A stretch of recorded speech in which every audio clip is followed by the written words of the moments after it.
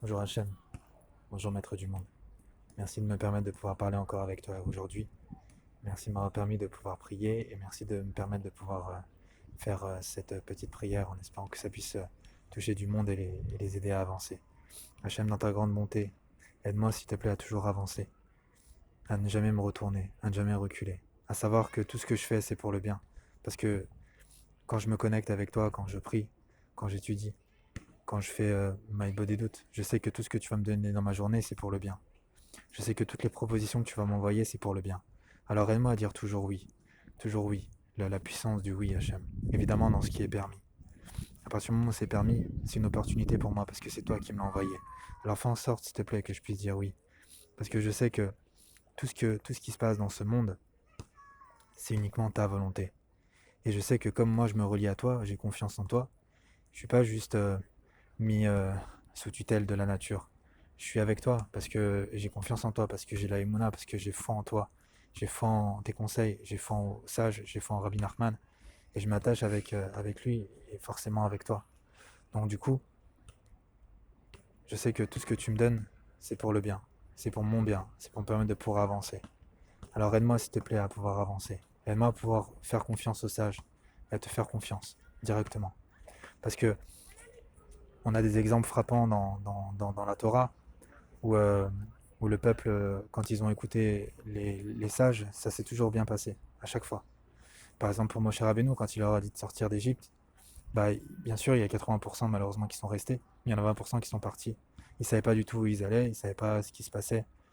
Et ils n'ont pas commencé à dire ouais, mais on ne sait pas, il y a du monde, on ne sait pas qu'est-ce qu'on va manger, qu'est-ce qu'on va devenir, etc., etc. Ils sont partis parce que c'est comme ça. Ils ont écouté Moshe, ils ont fait confiance.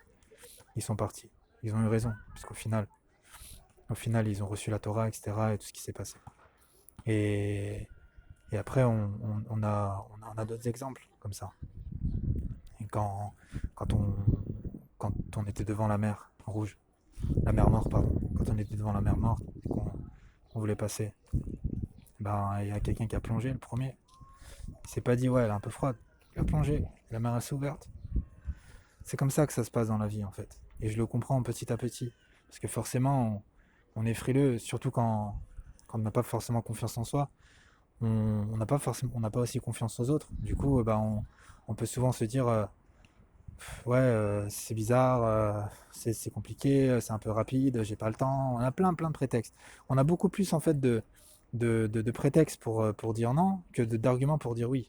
Et ça, c'est normal, parce que le Yetzer Hara, le mauvais penchant, il veut pas qu'on avance. Il veut qu'on reste à stagner. Il sait très bien, lui de son côté, il sait très bien que quand on va dire oui, quand on va saisir les opportunités, non seulement ça va nous permettre d'évoluer, mais on a les étincelles aussi qu'on va élever dans les propositions qu'on va avoir. Que ce soit proposition bien sûr de mariage évidemment, proposition de travail, proposition d'études de Torah, proposition d'achat, quelqu'un veut acheter quelque chose, un client, il y a plein de choses.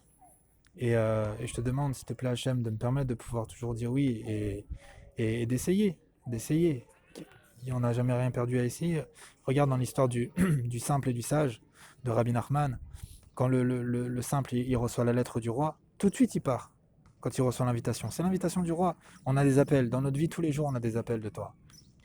Une personne aujourd'hui, elle ne peut pas dire moi, on m'a rien proposé dans ma vie. On a toujours des appels, constamment. Donc je t'en prie, Hachem, aide-moi s'il te plaît à pouvoir toujours reconnaître tes appels et accepter tes appels. Et que tu puisses me donner la force d'y aller et d'avancer pour toi, pour la gloire de ton nom. Aide-moi s'il te plaît à avancer, toujours avancer. Ni me retourner, ni regarder à gauche et à droite qu'est-ce qui se passe. À avancer à ce que je dois faire. Tu m'as donné des forces et des qualités. Alors à moi de pouvoir les optimiser pour le bien, pour toi. Parce qu'à ce moment où on fait les choses pour toi, c'est sûr que c'est pour le bien, c'est sûr que ça va fonctionner. Alors s'il te plaît, donne cette force aussi à ton peuple, à tes enfants.